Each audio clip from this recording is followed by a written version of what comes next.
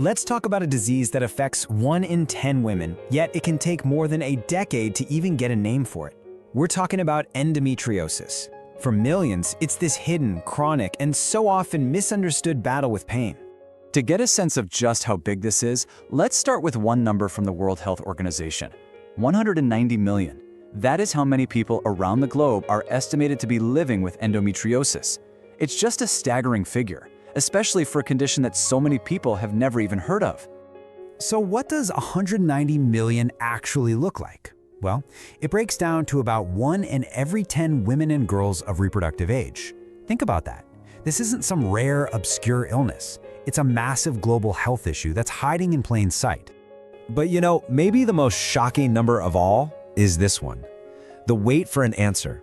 On average, it can take between 7 and 12 years from the time symptoms first show up to actually getting a correct diagnosis. Can you imagine that? Over a decade of pain, of confusion, of being told that might just be in your head. After years of being dismissed like that, it's no wonder that so many people feel completely isolated.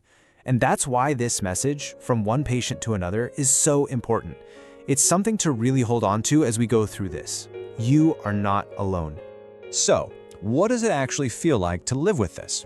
Well, it all starts with the pain, an invisible, internal pain that is just all too often brushed aside.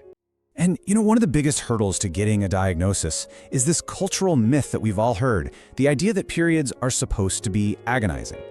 This normalization of really severe pain forces people to just suffer in silence, thinking that their debilitating symptoms are just a normal part of life. To really get a handle on the pain, experts often talk about the 3 Ds. First up is dysmenorrhea, and we're not talking about just regular cramps. This is severe, debilitating menstrual pain. The second is dyspareunia, which is the medical term for painful intercourse. And the third is chronic pelvic pain, which is this constant, ongoing pain that isn't even tied to a person's cycle. Okay, so we've covered the what, the symptoms, but why? Why does this happen? To answer that, we've got to look inside the body and see what's actually going on. So, the disease gets its name from the endometrium, which is the tissue that lines the inside of the uterus. With endometriosis, tissue that's similar to that lining starts to grow outside the uterus, where it absolutely does not belong. These little patches of rogue tissue are called lesions. And this tissue can pop up pretty much anywhere in the pelvis. Just look at this diagram here. It shows what's called deep infiltrating endometriosis. You can see the lesions aren't just sitting on the surface. They're actually growing into the walls of other organs, like the bladder and the rectum. It's like a literal invasion of tissue. And here's the problem. This misplaced tissue still acts like it's in the uterus. So every month, it responds to hormones. It thickens and it tries to shed. But because it's trapped with no way to exit the body, this whole process causes internal bleeding, which then kicks off this chronic, painful inflammation.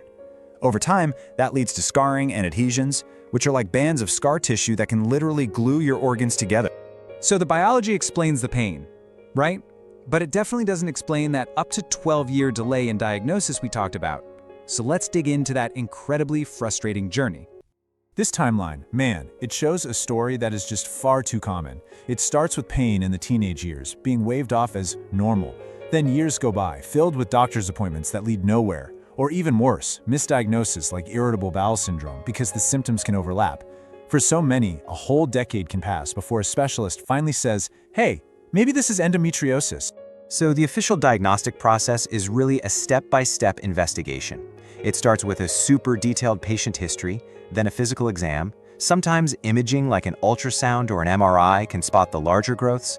But for a really long time, the only way to be 100% sure has been with a laparoscopy. That's a surgery where doctors can go in with a camera, see the lesions directly, and take a tiny tissue sample to confirm. So once that diagnosis is finally made, the focus shifts to management. And since there's no cure right now, what are the options for actually improving a patient's quality of life?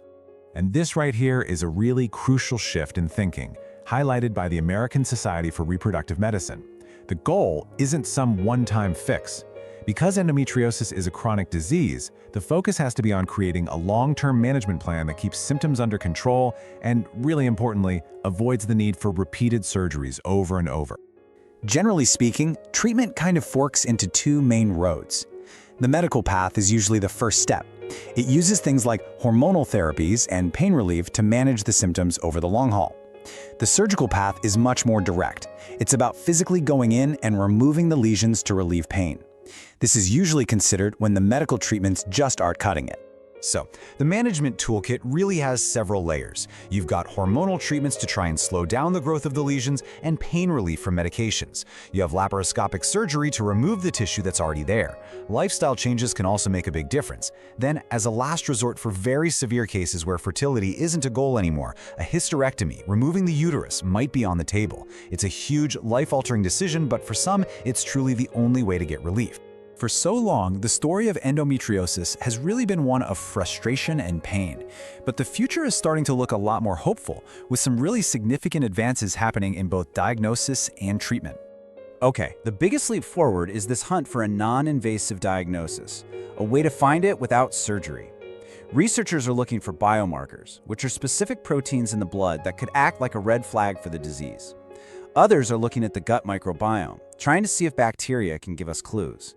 There's even work being done with AI systems to help doctors spot the condition way earlier.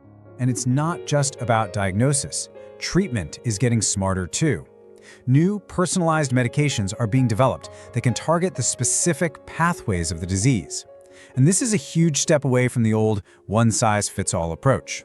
It means more effective symptom control and hopefully a much better quality of life for patients. So the science is moving forward. Awareness is slowly growing. But all of this incredible progress leaves us with one final, really critical question. With 190 million people affected, with years and years of life lost to pain, when will